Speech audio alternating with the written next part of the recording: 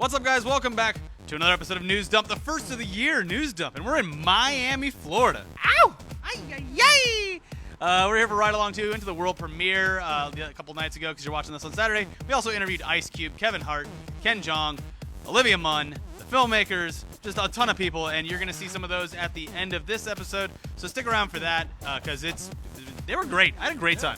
Lovely actors. Yeah, Lovely people. Let's get into the news first. Yeah, so, guys, we've always been pretty hard on Adam Sandler on this show, not just because his recent movies have been terrible, but also because his earlier movies were classics that shaped our childhoods and still hold up for us today. Talking about movies like Happy Gilmore, The Wedding Singer, The Waterboy, and so on. They were just the right mix of stupid and heartfelt and clever. But nearly everything Sandler has done for the last decade has been just stupid. The other ones are stupid too, but in a great way. That's what I was saying. Yeah. But it really doesn't matter what we think because Adam Sandler has absolutely no financial incentive to stop doing what he's been doing. And the latest example of this is the fact that The Ridiculous Six, which is Sandler's latest film that premiered exclusively on Netflix and currently holds a 0% rating on Rotten Tomatoes, just had the best first 30 days of any movie Netflix has ever added to its streaming library. So Netflix pretty much never releases any sort of detailed data on its viewership from its streaming platform, but Netflix's chief content officer, Ted Sarandos, was at CES this past week, and he said, quote, "The Ridiculous Six, by way of example, in the first 30 days on Netflix, it's been the most watched movie in the history of Netflix. It's also enjoyed a spot at number one in every territory we operate in, and in many of them, it's still number one." They should have a thing on the end of this movie that says, "Did you watch it because of morbid curiosity, or did you actually... Are you awake right now?" Did you butt choose it? Because it was at the number one slot, so you could have butt chosen it. That could be the case, I think, Elliot. That might be it. Either way, it's very strange. But let's be fair, before you get too depressed by this is comparing Ridiculous Six's success as a movie that premiered exclusively on Netflix to other movies who premiered theatrically first and then released on a variety of platforms, and Netflix is just one of those platforms, so it kind of had a head start in a certain way. The only other film worth comparing Ridiculous Six's success to is Beasts of No Nation, another Netflix exclusive feature film, and even that comparison is stupid because you're comparing a slapstick comedy to a war drama about African child soldiers, and even though it was probably negligible, it was released in theaters around the same time. It was released in the minimum number of theaters that they'd have to release it in to get Oscar consideration. Yeah, exactly. But anyway, it seems Netflix is more than satisfied with how their 4-picture deal with Sandler is going so far. And you know what? Hey, if getting great content like Making a Murderer means that we also have to let Netflix make lowest common denominator garbage like Ridiculous Six, I'm fine with that. Everybody gets something. We all win. Yeah. But like I just said, there are 3 more Adam Sandler movies coming, so buckle up, buckaroo. But speaking of Netflix movies that have nothing to do with Adam Sandler, unless we're being trolled really badly, Special Correspondence is coming to Netflix in April, and it's written, directed by, and starring Ricky Gervais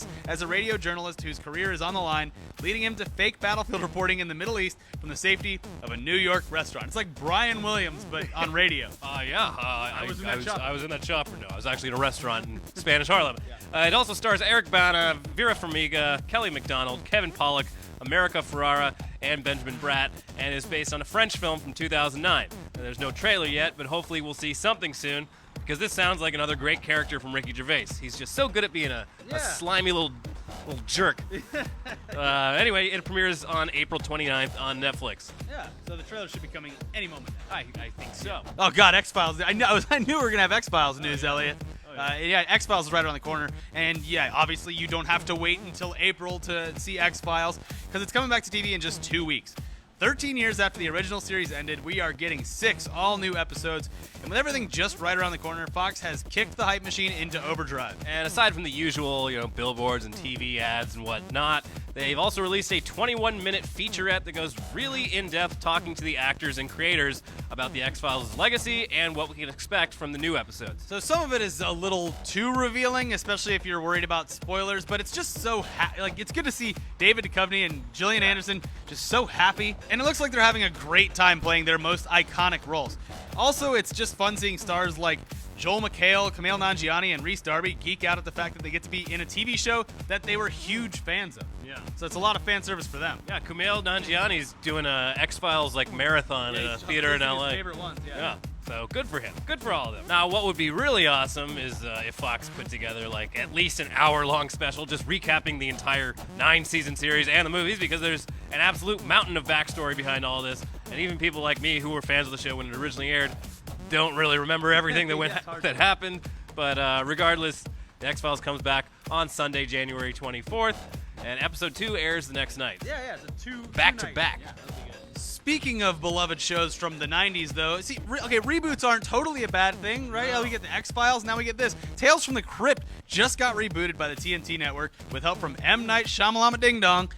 So, the original Tales from the Crypt aired on HBO for 7 seasons from 89 to 1996. Has it been that long? It has. Wow. That show terrified me when I was a kid. Oh, the Crypt Keeper is just so creepy. Yeah, yes. This whole thing was an anthology horror series featuring a new self-contained half-hour horror story in every episode, with the only constant being the Crypt Keeper, an undead, wisecracking ghoul who would introduce each episode, and he was great. Yeah, he had a lot of great puns came from that Crypt Keeper. It was like ladies and ghoul. It's just dumb. Yeah. So during its run, Tales from the Crypt featured a ton of really well-known actors and had episodes written and directed by top Hollywood talent. And it was pretty well liked in its time for its mix of horror and dark comedy. The series will now be revived on TNT, and the fact that M. Night Shyamalan will be running the show isn't quite as terrible as it might have sounded a year ago, since his latest film, The Visit, was by all accounts an actual good movie, as was his show, Wayward Pines.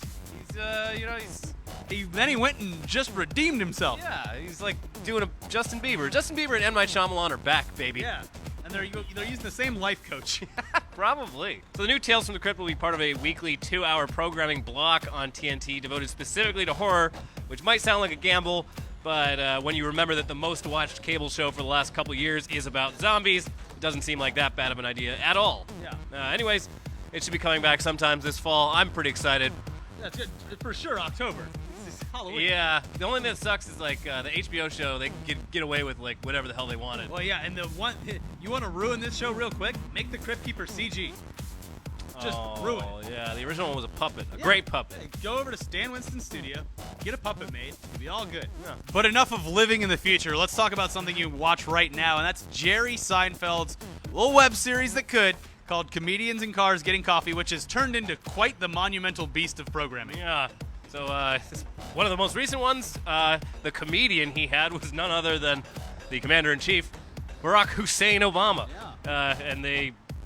I mean, say what you will about Obama's skills as a leader, the guy has pretty good comedic timing for a politician and has demonstrated his comedy skills at White House Correspondence dinners over the years, which is why Seinfeld decided that it was okay that Obama didn't quite meet the criteria for the guests that he usually has. Seinfeld drives around with the president in a beautiful 1963 Corvette Stingray, though they don't do much more than loop around the White House lawn, since White House security refuses to let Seinfeld just drive away with the president and a camera crew. What the hell, man? It's just being the president. Let's take it over to the Lincoln Memorial and do donuts. They've got some great banter throughout the whole 20-minute episode. Each man asks the other a lot about their respective careers. And Seinfeld is surprisingly unfazed by the fact that he's hanging out with one of the most powerful men on earth. Then again, though, I'm pretty sure Seinfeld's a billionaire at this point. Yeah. And he even jokes about that, and he's just like, than you. Yeah, he's like, well, I'm richer than you. Yeah. All these cars are mine. Yeah. So anyways, guys, again, we're here for Ride Along 2, and because of that, we got to interview some of the like craziest people in the movie industry today. Kevin Hart, one of the biggest comedians. Ice Cube, arguably one of the biggest, most famous rappers of all time. A Renaissance man. True. So check out the interviews we did with them and enjoy. And Ride Along 2 comes out next Friday. So guys, the movie Ride Along 2, ton of fun. We're here in Miami right now for the show. Yeah. It's beautiful out. What was it like when you heard that you were going to be filming in Miami for the sequel? Oh man, Kevin I bought was excited. all kind of Speedo. What? Oh yeah. It's like Kevin had his year supply. That's not correct. That's not correct. And flip flops. They're not Speedos. They are a lightweight brief boy short. You guys, your role in this, in Ride Along 2, is to basically take the odd couple aspect of the first one, you having to sort of balance with Kevin for just not trying to steal each other's scenes, and then you trying to be the exact opposite with Ice Cube, but also maintaining the same level of sort of seriousness. He got it though. That's exactly what we were brought in to, like, be these little mirror counterparts, and that's exactly That's what you noticed. Until he brought it up, I didn't know that was Yeah. the role at all. I thought that was a romantic lead. Oh, no, Well, you you are. were that too. Video games play a big part in both of the movies. Of course they Our do. outlet is heavy on video games. Yeah. Do you play, and did any of your experience lead into this? I am sucks. not. He's a On, great I'm a actor. fan of machinima first and foremost. Okay, great, yeah. I'm also a gamer.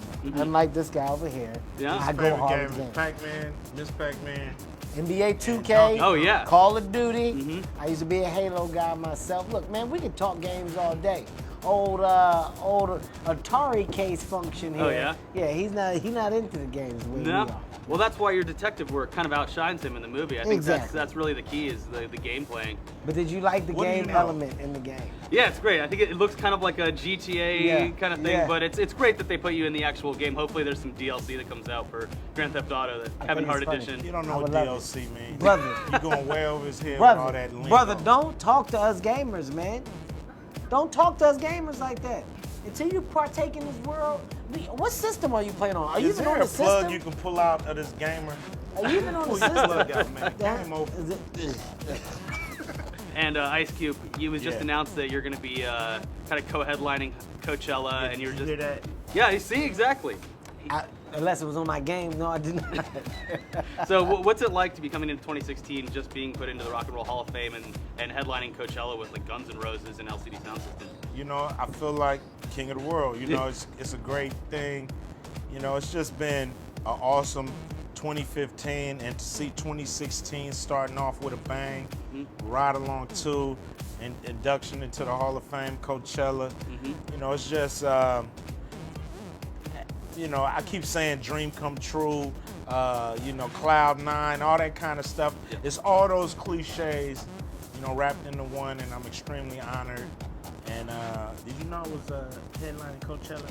Did you hear that? I just heard what you said, brother. I just Okay. heard what you said. Awesome. Well, 2016 is going great so far. Ride Along 2 is great, and all the success to you guys. It's going to be great. So. You look forward to seeing me at Coachella. I'm gonna be the one with my pants off. yeah. Aren't those people great? Yes, they are. I enjoyed talking to them. I know you did. Anyway, guys, check out our most recent content. There's a new episode of Tugs.